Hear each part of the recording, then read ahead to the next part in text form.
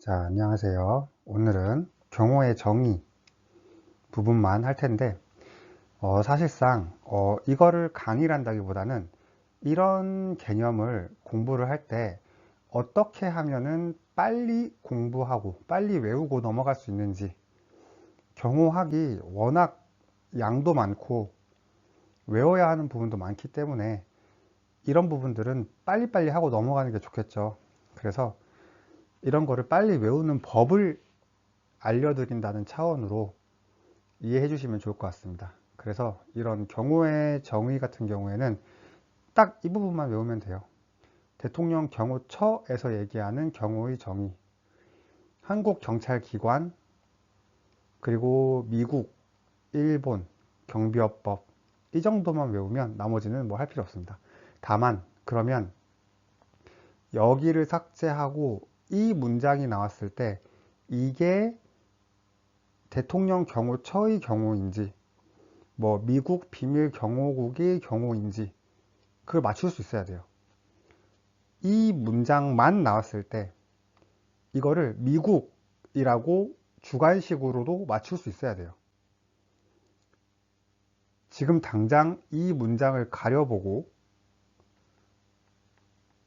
그냥 이 문장만 떡하니 나왔을 때 네, 이것은 미국의 경호의 정의입니다 라고 할 수 있는 정도는 돼야 된다는 겁니다. 그렇게까지 하려면은 어떤 식으로 공부를 해야 되냐, 오늘 이걸 말씀드리려고 강의를 켰습니다.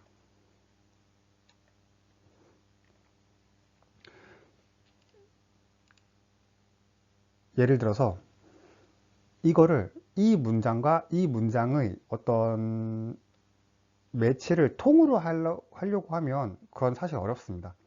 왜냐면은 암기할 게 너무 많기 때문에 경호학 공부의 어떤 원칙은 거의 대부분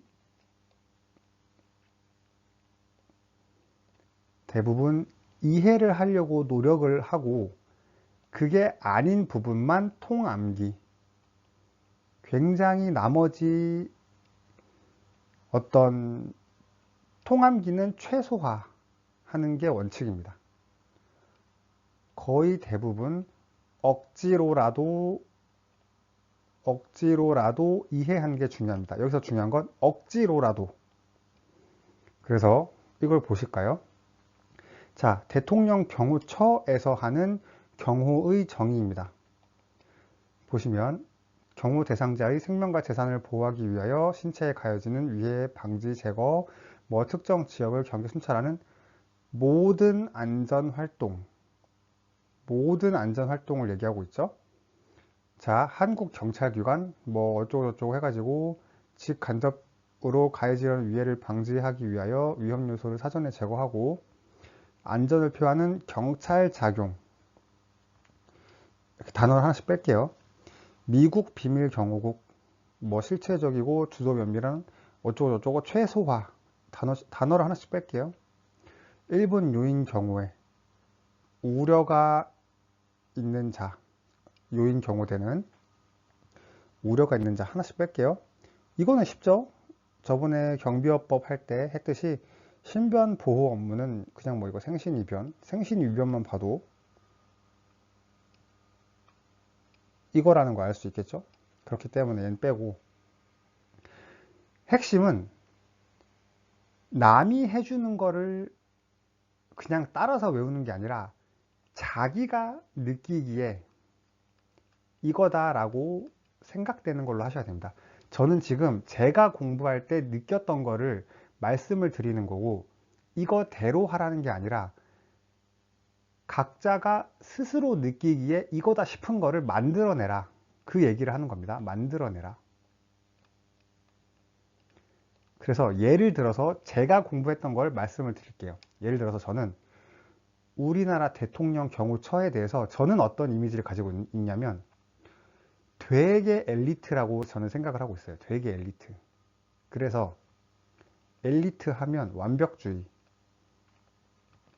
되게 완벽한 사람들이라고 생각을 하고 있었어요.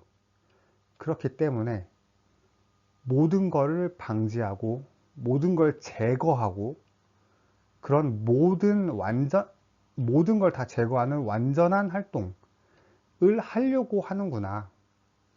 아, 경호에 대해서 완벽하려고 하는구나 라고 저는 생각을 했어요. 그래서 이런 문장이 나왔구나. 이 사람들은 완벽주의자들이라서. 그리고 경찰 작용 쉽죠?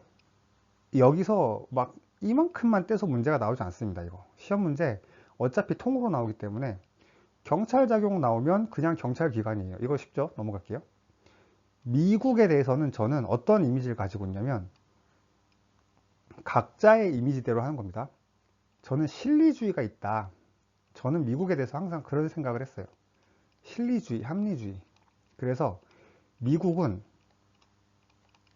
경호에 대해서도 어떤 생각을 가지고 있냐면, 야, 경호라는 거 완벽할 수는 100%는 없어. 완벽할 수는 없어. 100% 지킨다는 건 불가능해. 뭐 암살 사건도 있고 그렇죠. 미국은. 물론 우리나라도 있긴 있지만 100% 지킨다는 건 말이 안 되는 거고, 합리주의 입장에서 성공 가능성을 줄이는 거에 목적을 둬야 진짜 경우야. 그게 우리나라처럼 막 무조건 다 막는다 이런 거는 비현실적이고, 현실적으로 생각했을 때, 합리적, 실리적으로 생각했을 때 가능성을 줄이는 게 과학적이고 합리적인 경우야 라고 미국인들은 생각하는 것 같아요. 저는 그렇게 생각했습니다. 일단 그래서 최소화라는 단어가 나오면 미국이다. 그리고 저는 일본에 대해서 어떻게 생각하냐면,